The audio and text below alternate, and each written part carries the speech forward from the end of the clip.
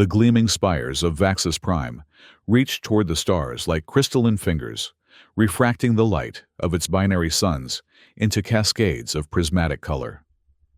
From her quarters in the human delegation's habitat, modules, Ambassador Elena Reyes observed the spectacle with tired eyes. 3 years of negotiations had yielded little but obfuscation and delay from the Galaxy Council.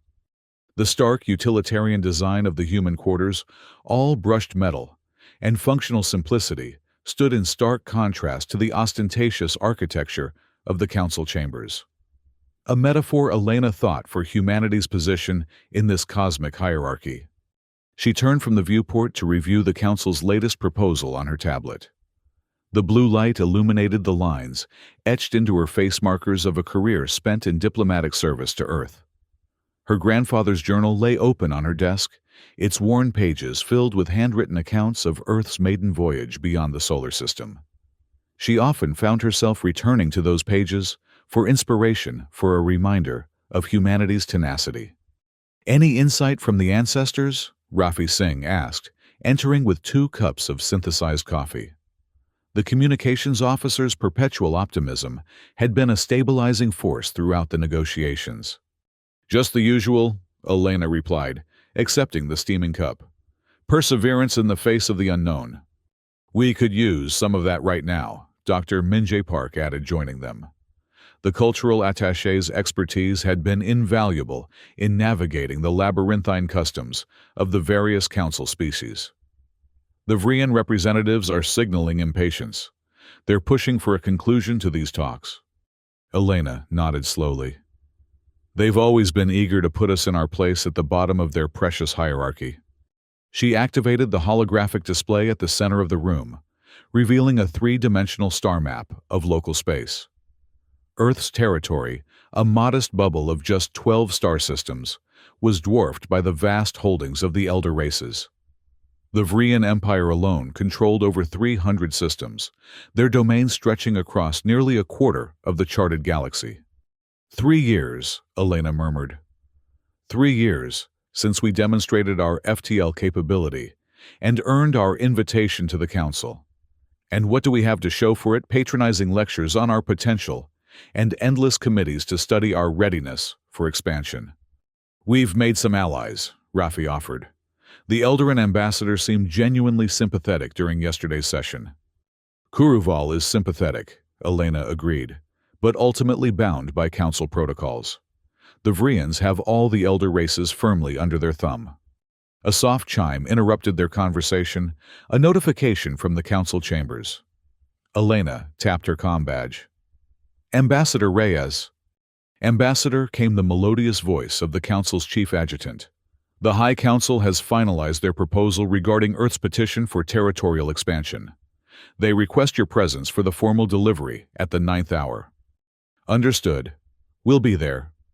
Elena terminated the connection and exchanged glances with her team. "This is it, their final offer." "Are we prepared to accept their terms?" Dr. Park asked carefully. Elena's expression hardened. "We'll see what they're offering. But I've already authorized Admiral Miller to proceed with contingency preparations. If the Council insists on treating us like children, perhaps it's time we stopped asking for permission." The Council chamber was a vast amphitheater, its tiered seating arranged to reflect the rigid hierarchy of galactic society. The Vrians occupied the highest tier, their slender, 8-limbed forms draped in shimmering metallic fabrics that signified their status.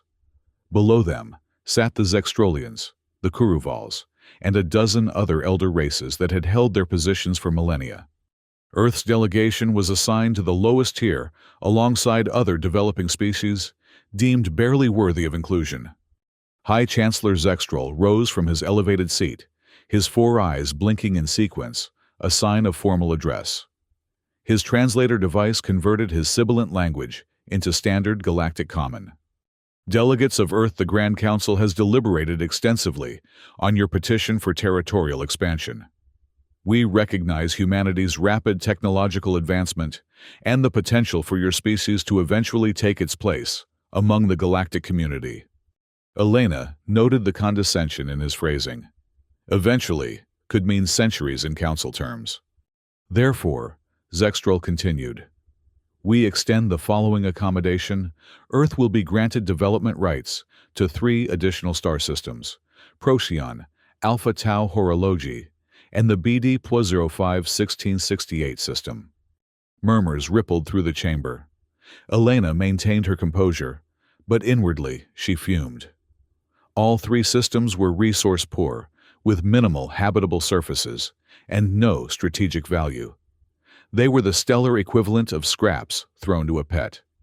Furthermore, Zextrol added, in recognition of the Council's role in guiding your development, Earth will remit 40% of all resource extraction from these systems to the Council Development Fund for a period of 50 standard years.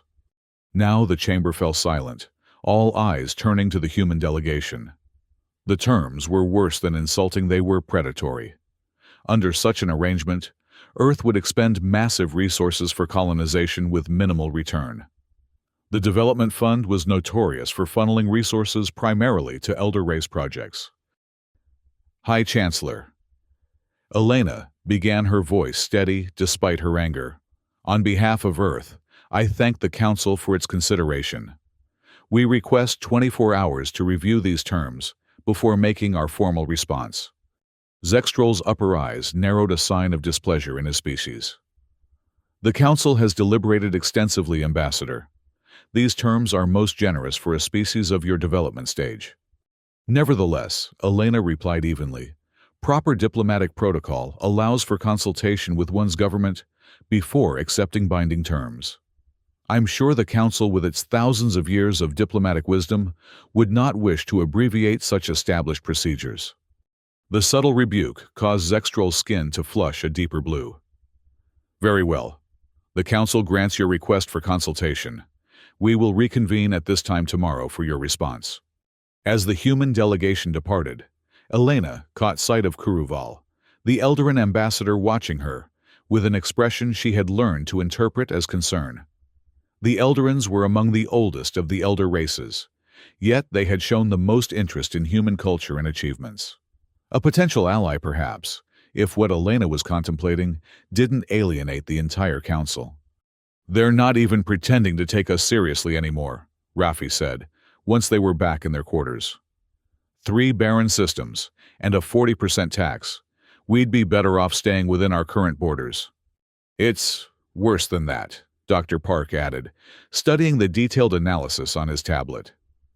The Procyon Alpha system has been the subject of a territorial dispute between the Zextrolians and the Vrians for centuries. By giving it to us, they're essentially using Earth as a buffer zone between their interests. Elena paced the room, her mind racing. They've never intended to treat us as equals. We're just another species to be assimilated into their hierarchy, exploited for our resources and innovation, then discarded once we've served our purpose. She stopped at the viewport, gazing out at the extravagant council towers. My grandfather wrote about his fears of first contact. He worried that we might encounter a civilization so advanced that they'd view us as we view insects. But this, she gestured toward the council buildings. This is almost worse. They don't see us as a threat. They see us as useful tools. What options do we have? Raffi asked. Elena turned to face her team, her decision crystallizing. We've prepared for this possibility. Operation Exodus was always a contingency, but I believe it's time to implement it. Ambassador Dr. Park cautioned, withdrawing from the Council would be unprecedented. No species has ever voluntarily left once admitted. Perhaps that's the problem, Elena replied. The Council has never had to face the consequences of its arrogance. She activated the secure communication terminal, inputting her authorization codes. Admiral Susan Miller's face appeared on the screen, her silver hair pulled back in a severe bun. Ambassador, Miller acknowledged. I take it the Council's offer was as expected. Worse, Elena replied. Implement Directive Exodus immediately. Full withdrawal from Council negotiations. Miller's expression remained neutral, but Elena detected a glint of satisfaction in her eyes. Understood. Phase 1 is already complete. The Phoenix fleet is prepared to move on your signal. And Phase 2. Envoys are on standby. We can dispatch them to all targeted non-council worlds within 24 hours of your announcement. Elena nodded. Proceed, Admiral, and may whatever gods are watching help us all. After Miller's image faded, Rafi looked at Elena with newfound respect. You've been planning this for some time. Since the day the Council first delayed our petition, Elena confirmed. Earth cannot afford to remain isolated, nor can we accept the role of servitude the Council has designed for us. If they won't give us a seat at their table, we'll build our own. The following day, the Council chamber buzzed with anticipation. News of the human delegation's impending response had spread, though few expected anything but acceptance. No developing species had ever rejected Council terms. The alternatives were isolation and stagnation. When Elena entered flanked by Rafi and Dr. Park, she noted Kuruval watching her intently. The Eldarin ambassador seemed to sense something was amiss. High Chancellor Zextrol raised his primary limbs for silence, and the chamber quieted. Ambassador Reyes, the Council awaits Earth's response to our generous accommodation. Elena stepped forward, her posture straight, her voice clear, and projecting to every corner of the vast chamber. High Chancellor, distinguished members of the Galaxy Council, I bring Earth's response not only to yesterday's proposal, but to 3 years of negotiations that have consistently undervalued humanity's potential and contributions. A murmur swept through the chamber. This was not the deferential acceptance they had expected. The terms offered by the Council represent not partnership, but subjugation. They reflect not respect, but condescension. For 3 years, Earth has demonstrated good faith, sharing our unique technological innovations, offering cultural exchange, and abiding by Council protocols, despite increasingly obvious bias against newcomers. Zextrol's 4 eyes blinked rapidly, a sign of agitation. Ambassador, this is highly irregular. With respect, Chancellor, Elena continued firmly. I have the floor. She paused, allowing the unprecedented interruption of a High Chancellor to sink in. As of this moment, Earth formally withdraws from all Council negotiations and petitions. We renounce our observer status and reclaim our sovereign right to pursue independent relations with any willing civilizations. The chamber erupted in a cacophony of translators struggling to keep up with the outbursts in dozens of languages. Zextrol's skin had turned almost white with shock, a dramatic display of emotion for a Vrian. This is outrageous, he finally managed. No species withdraws from Council protection. The consequences. The consequences, Elena interjected coldly, will be determined by actions, not threats. Earth does not seek conflict, but neither will we accept subjugation. She nodded to Rafi, who activated a small device. Throughout the chamber, delegates' personal terminals chimed with an incoming transmission, Earth's formal withdrawal notice, along with a comprehensive record of the Council's systematic obstruction over the past 3 years. We have valued the opportunity to learn from your ancient civilizations, Elena concluded. But it seems the Council has forgotten that age does not always equate to wisdom, nor does tradition always serve progress. Earth's seat at this assembly will remain empty until such time as the Council demonstrates a genuine commitment to equitable relations. With that, Elena turned and led her team from the chamber, ignoring the pandemonium behind them. Earth's diplomatic withdrawal had begun. As the human delegation departed, Vaxis Prime, aboard their sleek diplomatic vessel transmissions, flooded in from Earth's colonies and outposts. Admiral Miller's face appeared on the command deck's main screen, her expression resolute. Phase 1, complete, Ambassador. The Phoenix fleet has emerged from the shadow shipyards in the Oort cloud. 26 vessels, including the new Horizon-class dreadnoughts. Elena nodded, a mixture of pride and apprehension filling her.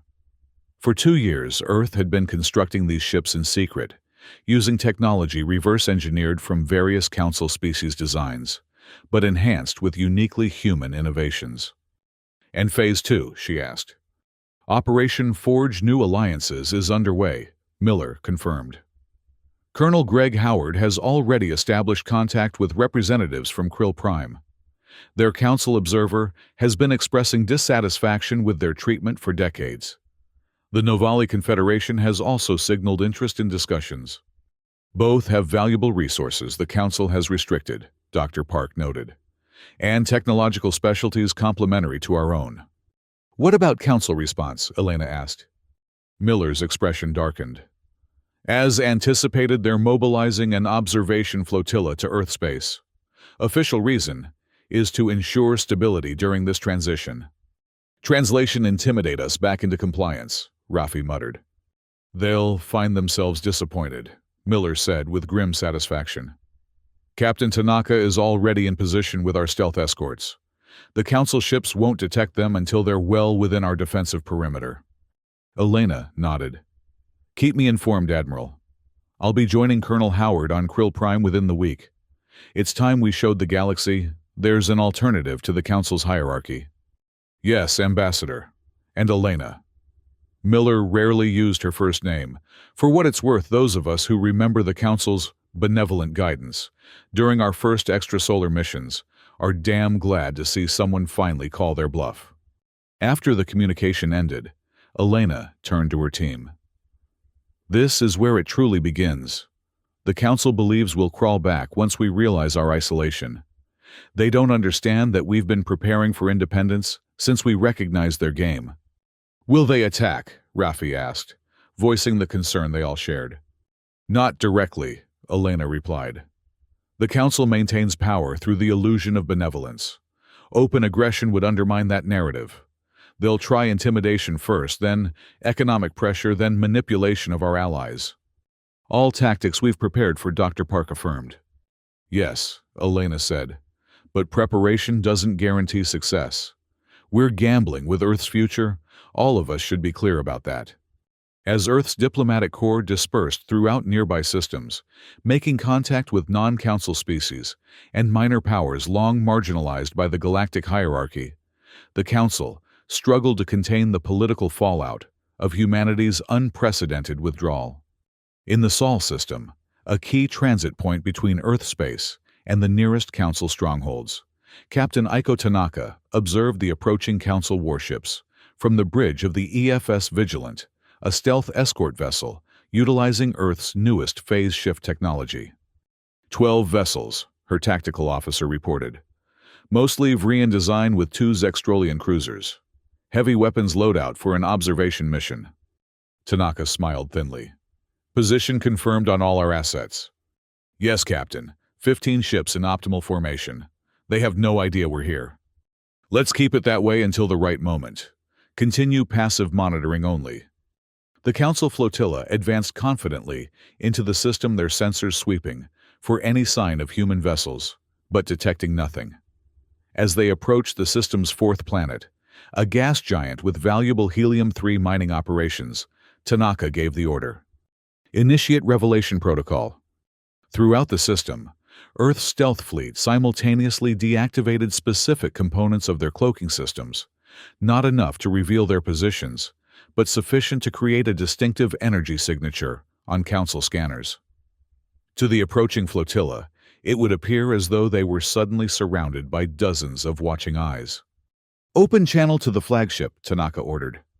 The face of a Vrian commander appeared on screen, his expression already showing signs of alarm, as his crew frantically reported the mysterious energy signatures appearing throughout the system. Council vessels. Tanaka addressed them calmly. You have entered sovereign Earth space. Your presence has been monitored since you crossed the boundary at coordinates 225-8847. Your weapons posture has been noted and recorded. She paused, allowing the commander to fully process the implications.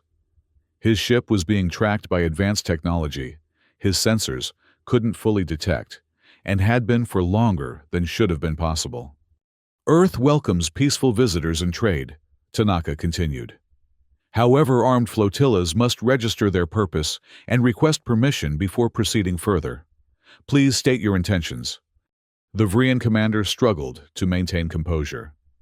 We are a routine patrol ensuring the safety of transit routes used by many civilizations.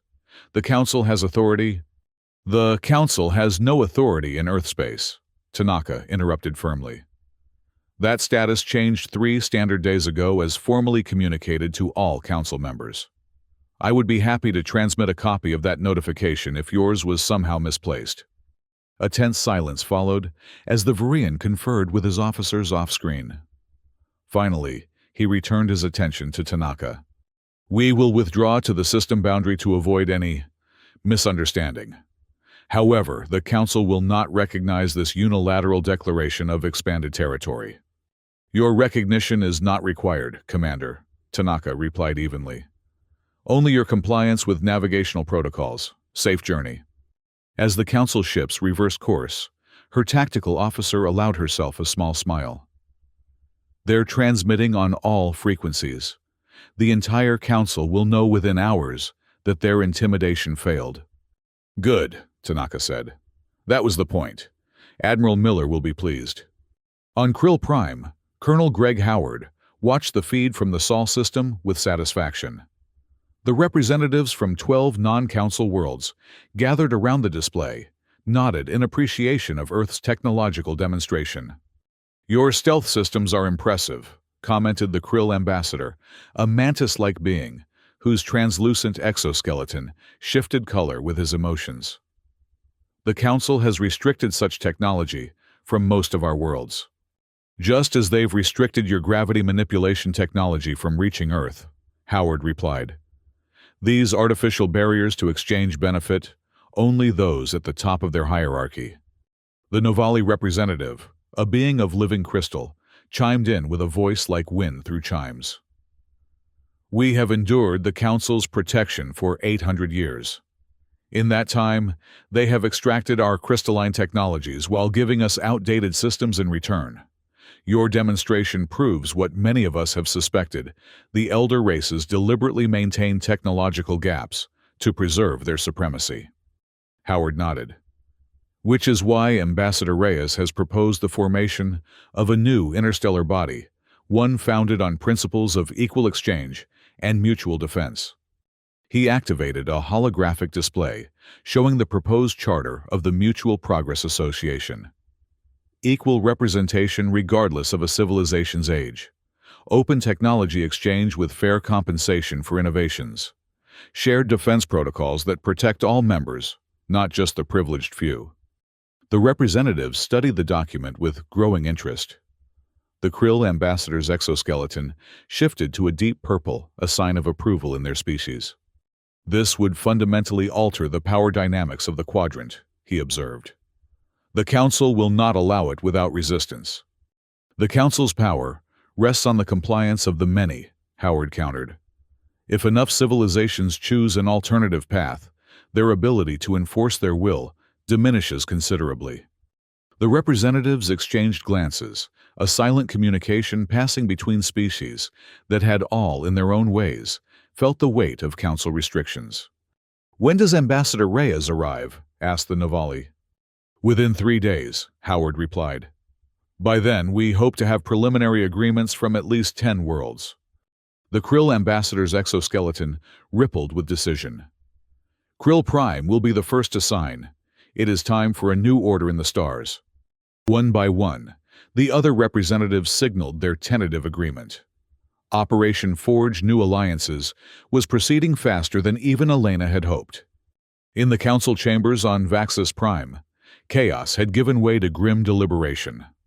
Ambassador Kuruval of the Eldarin Confederation rose to address the assembly, his ancient eyes surveying the gathered delegates. The human withdrawal was predictable, he stated bluntly. For 3 years we have treated their legitimate aspirations with condescension. Now, we face the consequences of that arrogance. High Chancellor Zextral's skin flushed with anger. They are barely a century into their stellar expansion.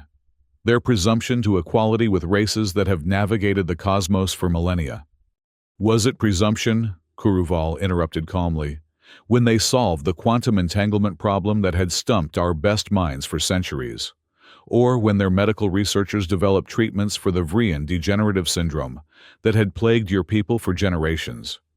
Murmurs rippled through the chamber as delegates recalled these and other human contributions, innovations freely shared, despite the Council's restrictions on technology flowing back to Earth. "What would you have us do?" Zextrol demanded. "Capitulate to their demands. Grant them equal status to the founding races. The precedent would be catastrophic." "The precedent is already set," Kuruval replied. "Our observation flotilla was turned away from the Sol system by technology we cannot detect or counter. Meanwhile, our intelligence services report that 12 non-council worlds have sent representatives to meet with human diplomats on Krill Prime." Shock rippled through the chamber. The Krill had been considered a loyal, if minor, council member. "They are forming a rival alliance," a Zextrolian delegate realized aloud. "Precisely," Kuruval confirmed. "While we debate the propriety of human ambitions, they are reshaping the political landscape of the quadrant. I propose an immediate revision of our position, one that acknowledges human achievements and offers genuine partnership." "Appeasement," Zextrol hissed. "I will not preside over the dissolution of the Council's authority. If show of force at Sol failed, then we must demonstrate our resolve more conclusively. I call for the dispatch of the Vrian Third Battle Group to the human colony at Proxima Centauri. Let them see the full might of Council enforcement." Despite Kuruval's objections, the motion passed by a narrow margin. The elder races accustomed to obedience from younger civilizations had chosen the path of escalation. When news of the Council's decision reached Earth, Admiral Miller immediately contacted Elena, now established in the newly designated MPA headquarters on Krill Prime. "They're sending the Third Battle Group," Miller reported grimly. 27 capital ships including the Vrian dreadnought Indomitable." Elena's expression remained composed, but her eyes betrayed concern. "Timeline. They'll reach Proxima Centauri in 6 days. Our forces in the system are substantial, but not sufficient to repel that level of firepower without significant casualties." "And the MPA fleet?" Miller's expression shifted to one of cautious optimism. "Better than expected. 17 ships committed so far, including Novali shield cruisers and Krill stealth frigates. Admiral Peters has integrated command structures and is conducting joint exercises. With our Horizon dreadnoughts, we have a fighting chance." Elena nodded slowly. "This is the moment, Susan. If we falter now, every world considering alignment with the MPA will reconsider. The Council is counting on our retreat in the face of superior numbers." "Then we don't retreat," Miller stated simply. "Peters has proposed an intercept strategy, meeting the Council fleet before they reach Proxima in neutral space. Maximum visibility, minimum bloodshed." "The Council won't fire first," Elena mused. "Not with observers from neutral worlds watching. Their narrative requires us to be the aggressors. Which is why Peters' strategy might work. A show of force met with equal force, but without shots fired. A standoff the Council can't win without compromising their principles." "Proceed," Elena decided. "And arrange for maximum coverage. I want representatives from every potential MPA member witnessing this demonstration." 6 days later, Admiral Jason Peters stood on the bridge of the EFS Defiance, the lead vessel of humanity's first true battle fleet. Around his ship in perfect formation flew 16 vessels from the nascent MPA alliance, a testament to the speed with which humanity had transformed the political landscape. "Council fleet approaching through the Tannhauser jump point," his tactical officer reported. 27 vessels in attack formation." Peters nodded calmly. "Hold position. All ships maintain defensive posture only. Activate the lighthouse protocol." Throughout the MPA fleet, powerful transmitters activated, broadcasting the confrontation to observers throughout the quadrant. Whatever happened here would be witnessed by hundreds of worlds. The Vrian battle group emerged from the jump point, their formation tightening as they detected the waiting MPA fleet. For a tense moment, both fleets hung in space, weapon systems hot, but not yet targeting. "Incoming transmission from the Vrian flagship," the communications officer announced. Peters straightened his uniform. "On screen." The Vrian admiral's face appeared, his 4 eyes blinking, in a pattern that Peters' cultural briefing identified as extreme displeasure. "This is Admiral Vra of the Council Enforcement Division. You are obstructing a lawful council operation. Disperse immediately or face the consequences. Peters smiled thinly. Admiral Vra, I am Admiral Jason Peters of the Mutual Progress Association Defense Fleet. You are approaching sovereign territory of MPA member worlds with an attack formation. State your peaceful intentions or withdraw. Vra's skin darkened with anger. We recognize no such organization. The Council alone regulates interstellar affairs in this quadrant. This is your final warning. Perhaps, Peters suggested evenly, you should consult with your political leadership before proceeding. Our transmission shows at least 40 independent worlds are observing this encounter. I'm sure the Council would not wish to be seen initiating hostilities against a peaceful alliance. Vra's expression flickered with uncertainty. The political calculus had changed, and he knew it. His orders presumed human isolation, not a coordinated alliance with observable support. We will hold position pending clarification, he finally stated. But be warned, the Council will not tolerate this disruption to the established order. When the transmission ended, Peters turned to his second-in-command. And that, Commander, is how you win a battle without firing a shot. They're requesting instructions from Vaxis Prime, the tactical officer reported. Massive signal traffic between their vessels. Peters nodded. As expected. Now we wait for the political fallout. On Vaxis Prime, the Council chambers had descended into chaos once more. Observers from dozens of worlds had witnessed the MPA fleet's disciplined response to Council aggression. More damaging still, intelligence reports confirmed that 17 previously loyal Council members had contributed to the MPA fleet. This is unprecedented, Zextrol raged. A mass defection and direct violation of Council charters. Ambassador Kuruval remained calm in the face of the High Chancellor's fury. They have withdrawn from agreements they found exploitative, just as humans did. The difference is that they now have an alternative to isolation. An alternative engineered by humans, barely a century into their stellar expansion. Another elder race delegate noted with grudging admiration.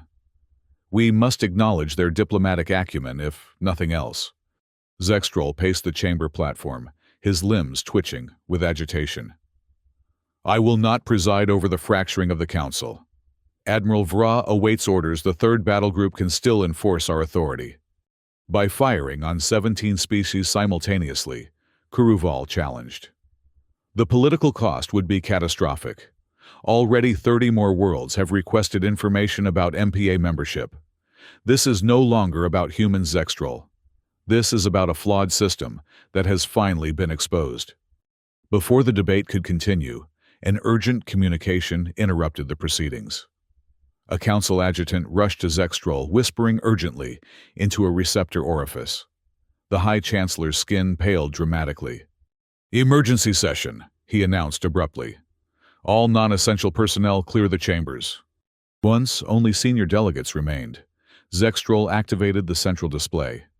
It showed a distant Vrian colony world, its orbital installations, under attack by strange, chitinous vessels of unknown design.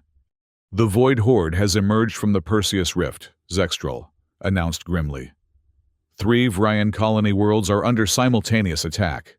Our defensive fleets are responding, but the third battle group is our most powerful asset, and it is currently facing off against the MPA. Kuruval studied the footage with concern. The Void Horde was a semi-mythical threat whispered about in ancient records, but not encountered in modern times. Insectoid and hive-minded, they consumed resources with terrifying efficiency before disappearing back into the uncharted rifts between galaxies. Recall the battle group, suggested a Zextrolian delegate. The human situation can wait. And appear weak before this upstart alliance, Zextrol countered. Impossible. We must maintain our position while deploying secondary fleets to the colonies. Kuruval rose slowly from his seat. High Chancellor, with respect, those are your people dying. Pride cannot take precedence over their lives. Furthermore, this threat concerns all civilized worlds. If the Void Horde has truly returned, ancient records suggest they will not stop with Vrian colonies. Zextrol's inner conflict played across his features. The Council cannot be seen requesting aid from those who defy our authority. Then don't request it, Kuruval suggested. Simply inform the MPA of the situation. If they are truly committed to mutual progress and defense as their name suggests, they will act appropriately. After a moment of tense deliberation, Zextrol nodded reluctantly. Transmit the information to Admiral Vera. Let him use his discretion in sharing it with the human admiral. When the transmission from Admiral Vra reached the MPA fleet, Peters didn't hesitate. The footage of Vrian colonies under attack shocked even the most hardened officers on his bridge. Signal all vessels, he ordered. We're proceeding to the Vrian colony in the Helios system at maximum speed. Combat Protocol Aegis is now in effect. His second-in-command looked surprised. Sir, we're going to their defense after they threatened us. Peters met her gaze steadily. The MPA stands for mutual protection against threats to civilized space. If we abandon that principle at the first test, we're no better than the Council we criticize. He opened a channel to Admiral Vra's vessel. Admiral, we've reviewed your information. The MPA fleet is proceeding to the Helios system to render assistance. We invite your battle group to join us, or to proceed to the other affected colonies, as you see fit. The Vrian Admiral's expression showed clear surprise. You would assist worlds that are not part of your alliance. We would assist any world facing extinction, Admiral, Peters replied simply. That's the difference between the MPA and the Council. Join us or don't, we're moving out. The MPA fleet arrived at the Helios system ahead of any Council reinforcements. The situation was dire, 3 orbital settlements already destroyed, and Void Horde landing craft descending toward the main colony. Deploy the Novali shield ships in upper atmosphere, Peters ordered. Our dreadnoughts will engage their capital ships. Krill stealth frigates to run interference for the evacuation shuttles. The battle that followed would later be described in historical records as the Helios Intervention, the first major combat operation of the Mutual Progress Association, and a turning point in galactic politics. The Novali shield cruisers established a protective dome over the main Vrian settlement, their crystalline technology deflecting the Horde's energy weapons. Earth vessels utilizing their advanced targeting systems systematically disabled the larger Horde ships while avoiding total destruction where possible. We want specimens for study, Peters reminded his captains. Disable, don't destroy unless absolutely necessary. By the time Admiral Vra's battle group arrived, the Void Horde attack had been repelled, and evacuation of critical personnel was underway. The Vrian Admiral watched in stunned silence as MPA vessels coordinated seamlessly to protect his people who hours earlier they had been prepared to fight. Why, he finally asked Peters during a brief communication. Why would you risk your fleet for a Vrian colony? Because there are some threats that transcend politics, Admiral Peters replied. The Void Horde doesn't care about Council status or MPA membership. They're a threat to all sentient life. Today it's your colonies, tomorrow it could be ours. As the emergency stabilized news of the MPA's intervention spread throughout Council space, the political implications were immediate and far-reaching. The Council, which had failed to protect its own core worlds quickly enough, had been shown up by the very alliance it had dismissed as illegitimate.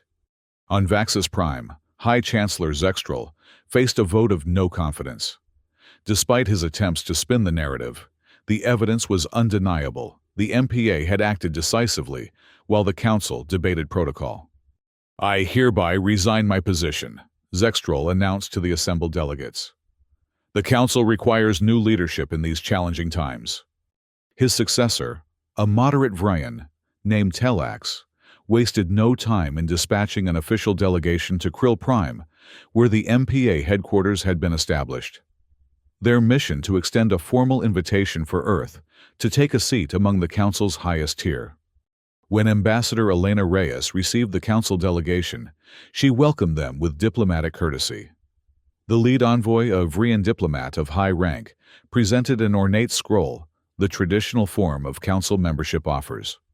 The Galaxy Council recognizes Earth's exemplary service to galactic civilization, the envoy proclaimed. In light of humanity's demonstrated wisdom and technological achievement, we extend an invitation to join the Council's inner circle, with all rights and privileges therein. Elena accepted the scroll with a courteous nod. The people of Earth are honored by this recognition, she replied carefully. However, Earth is now a founding member of the Mutual Progress Association with binding commitments to our partner worlds. The envoy's expression faltered slightly. The Council's invitation supersedes all other arrangements. It is unprecedented. Many things have been unprecedented in recent weeks, Elena observed with a small smile, including the Council's willingness to reconsider its position. She set the scroll aside and leaned forward. Please convey to High Chancellor Tellax that Earth appreciates this gesture. However, we believe the future lies not in Earth joining the Council, but perhaps in the Council considering application to the MPA. The envoy's 4 eyes blinked rapidly in shock. You would suggest the Galaxy Council, with its thousands of years of history, apply for membership in a months-old alliance? History alone does not confer wisdom, Elena replied gently. The Void Horde crisis demonstrated that new approaches and genuine cooperation achieve more than hierarchical authority. The MPA welcomes all civilizations willing to abide by principles of equality and mutual advancement, including the Council's member worlds. The message she sent back to Vaxis Prime was diplomatic but firm. The era of Council supremacy was ending. The choice was adaptation or increasing irrelevance. 1 year later, Elena stood on the balcony of the new Galactic Cooperative Summit headquarters in Geneva. Below her, delegates from over 100 species gathered in the Great Chamber, known as the Dome of Progress through Unity. Unlike the Council's tiered seating, the summit chamber was arranged in concentric circles, with no position elevated above others. Quite a change from the Council chambers, Rafi observed, joining her at the railing. Elena nodded. The former Council archives were transferred last week. Their seat rooms on Vaxis Prime are being repurposed as a multicultural research center. And Zextral, Rafi asked. Serving as a cultural liaison on a Krill science vessel, Elena replied with a hint of amusement. Apparently, he's developing a genuine appreciation for non-Vrian perspectives. Below them, former High Chancellor Tellax was engaged in animated conversation with representatives from 3 former non-Council worlds. The Vrians had adapted surprisingly well to the new order, their natural diplomatic skills, finding expression in genuine exchange, rather than hierarchical management. Your opening address begins in 10 minutes, Dr. Park reminded her, approaching with a data tablet. The summit is officially at quorum. Elena took a deep breath, surveying the chamber once more. 3 years ago, we begged for scraps from the Council table. Now we're hosting the largest cooperative gathering in known galactic history. All because you had the courage to walk away from a bad deal, Rafi noted. Not just walk away, Elena corrected. Build something better. She glanced upward through the transparent dome ceiling. In orbit above Earth, the massive structure of Harmony Station was taking shape, a symbol of the new interstellar order. Hundreds of docking ports served vessels from every member world, surrounding a central biodome where representatives of all species could meet in environments tailored to their physiological needs. As Elena prepared to address the inaugural session of the Galactic Cooperative Summit, she reflected on the journey that had brought them here. Walking away from the Galaxy Council had been a calculated risk born of frustration and principle. Yet that single act of defiance had catalyzed a transformation no one could have predicted, least of all the Council itself. The future would bring its own challenges. The Void Horde remained a threat lurking beyond the Perseus Rift. Political differences would inevitably emerge among Summit members. But for the first time in galactic history, civilization would face these challenges as genuine equals, not as rulers and subjects, but as partners in progress. Elena straightened her diplomatic uniform and descended toward the chamber floor. It was time to begin the next chapter in humanity's cosmic journey, not as supplicants to an ancient order, but as architects of a new and better one.